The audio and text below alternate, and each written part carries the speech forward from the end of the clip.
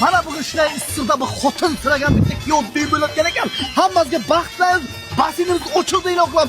Ko'ringlar muzgani. Garay, buni surnay tepaga qarab choladi.